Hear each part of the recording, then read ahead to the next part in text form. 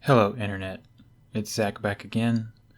This is another episode of Phototherapy, quarantine edition. So all the parks, they're not closed yet, but they are very, very empty.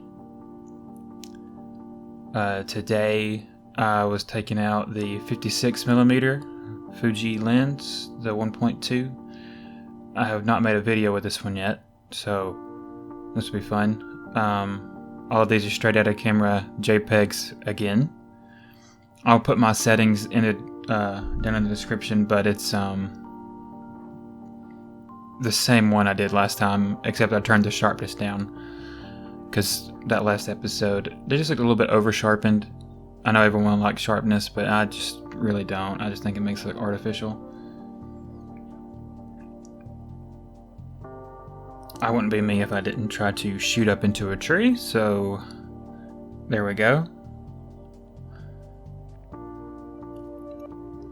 Me and my wife Jasmine took our dog Toby out.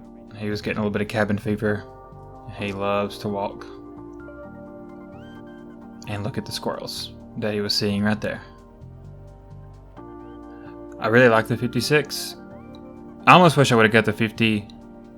I don't know. I change my mind every single day. It's like the worst, but the 56 is a RC lens, I guess is how I'd say it.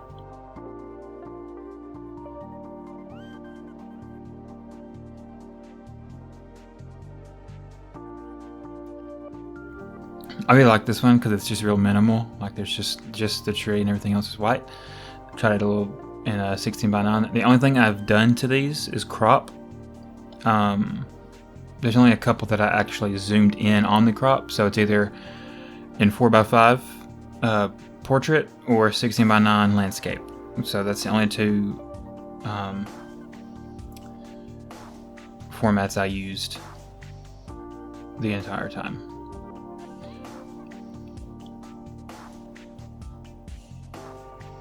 We're having a little bit of dog yoga. Toby loves the park. Loves it. Jasmine, with her pregnantness, was trying to get in on it, but it was not a good time for her. Here I was just trying to see the separation. I know when you get a 1.2 lens, everyone's first inkling is just to throw it to 1.2. I've had this lens before. I do like the 1.2, and I will absolutely use it for subject separation. This is one of the few situations where I did have it wide open at 1.2, but I usually try to stop down. I'm not a, I don't know what you'd call it. I'm not a bokeh princess or anything, but I do like it when it's appropriate.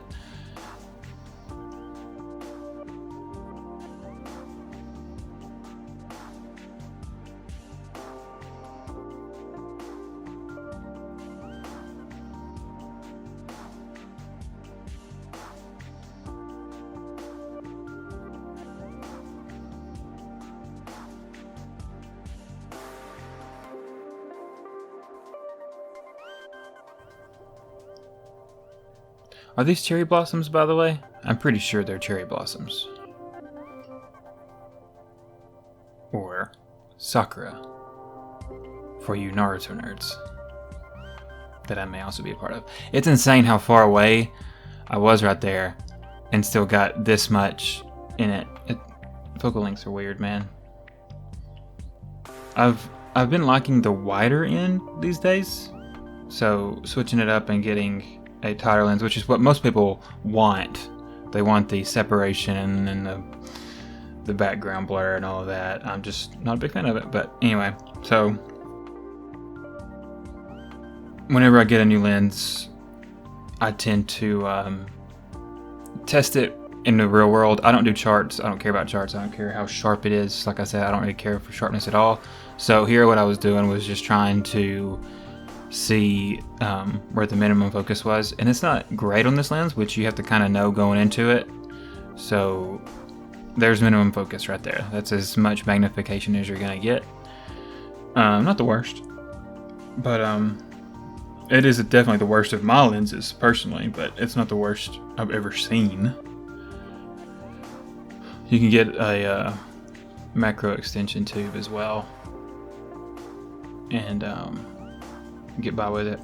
So once again, I see lattice, or whatever you call it where you're from, and I just have to shoot through it and make a subject, and there's some blooms right there. So spring's coming in hard, even with everything else going on in the world. I was just saying how far away I could shoot, because this tree is pretty dang tall.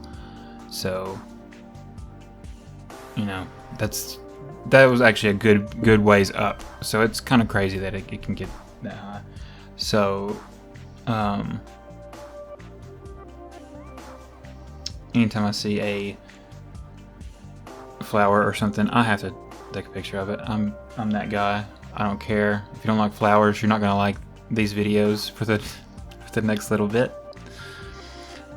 Just shot them a few different ways, shooting through flowers and giving like that pink wash, and then with the white ones, you know, just experiment and see what this lens can do. I really like how it compresses space, and this one in particular, how everything kind of gets drawn closer to it and flattens out. It's really cool. And now this is something I wish Fuji would have or will implement in firmware, is the double exposure. I know that X-T3 has more options, and I think the X-T4 will too, but I mean, come on, give it to us, guys, because this is the best I could do. I wish there was whatever you call it, overlays, like where you can do screen lighting and all of those, and you know, just affect certain parts. So these are my little attempts with double exposure straight out of camera. I think that was the best one of the bunch, but again, I wish I could just make it be just the dark parts of the image, but you can't always get what you want. There's a guy fishing over here, practicing his social distancing. This is a really easy shot to take. I really like the scale of it. I think that looks pretty good. None of these were just amazing shots, but you don't really have amazing luck these days, because it's pretty barren out there. Now, going to an abandoned place would be pretty awesome.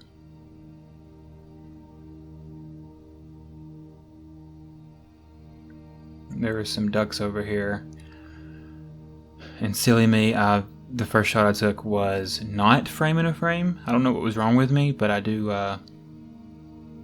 change my tune, and I take this one through the trees and make a frame and get to stand a little bit back compared to what I'm used to, but I think that looks alright.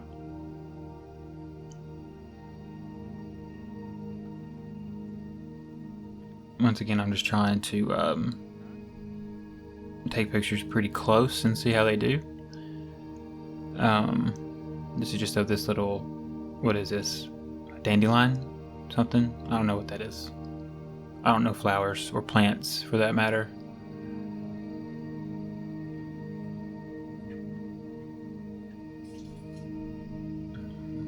Alright, I think that one looks alright. It's like a little promise for tomorrow kind of deal.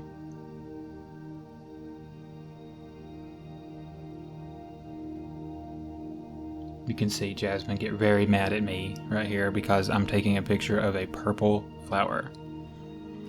Fun fact, purple is Jasmine's least favorite color. I like purple.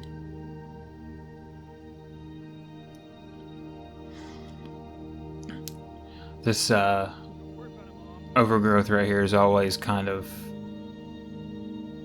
a neat spot, especially at sunrise, because usually the sun is usually behind where I'm shooting from, so you can just shoot through and get a whole lot of flare. And I know some people don't like flare either, though.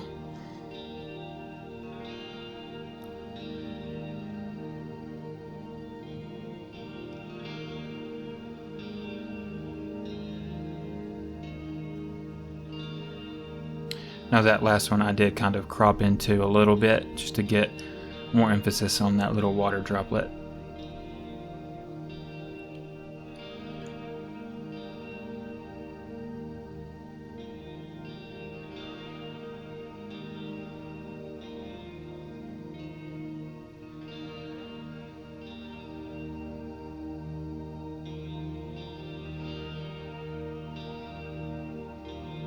I just keep trying to take the same shot right here. That's why you keep seeing me raise my camera, because I'm trying to get a specific shot, and this is the best I could get right here. Is just both of them, you know, a little bit space apart in the frame, widescreen. I think that looks alright.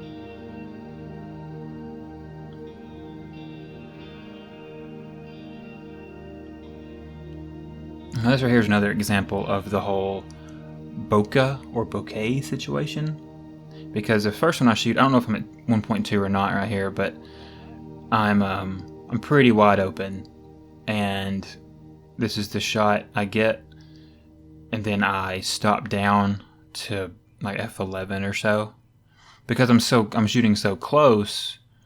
I just feel like that's just an amateur shot, and I feel like this one here is a little bit better. You get more detail, and you still get the separation. I don't know. I think I have different opinions of most photographers. Toby likes walking through water, getting his paws nice and muddy before he gets back in my vehicle. It's pretty great. And when I see a puddle, I gotta shoot into it. So there's that. I am consistent. Now this one right here, Jasmine and Toby were walking by, and I was trying to get their reflection in this little puddle right here, but I missed focus. It sucks.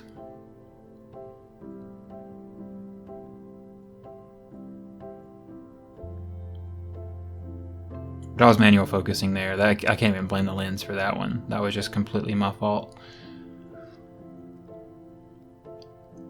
Now coming up here, I'm about to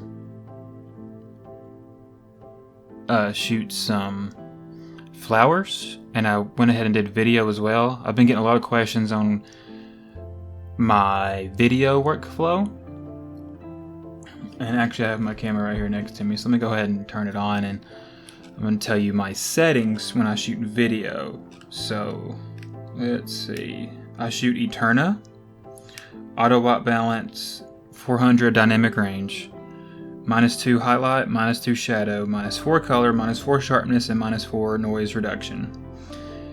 And you're gonna see what that looks like raw, and then I'm gonna kind of walk you through my individual steps.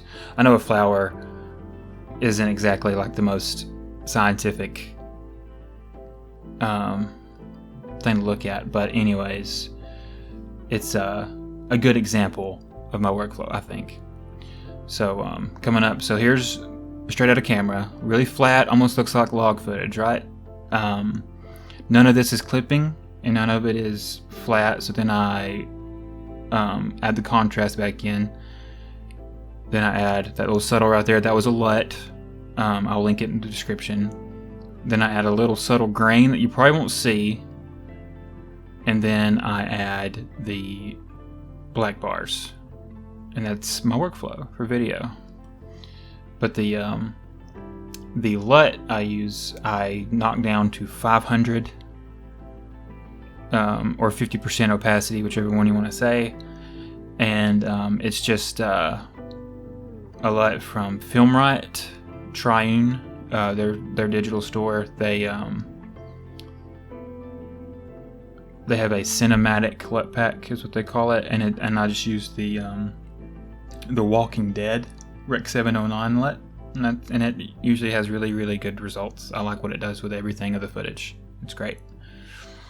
But that's my workflow, and then I add a little bit of 35mm film grain, and that's it. I may go more in depth with it at some point, but people were asking me what I shoot in and everything like that, so I think that gives enough of an example. But anyways, I'm done. Hope life's treating you well. Stay safe.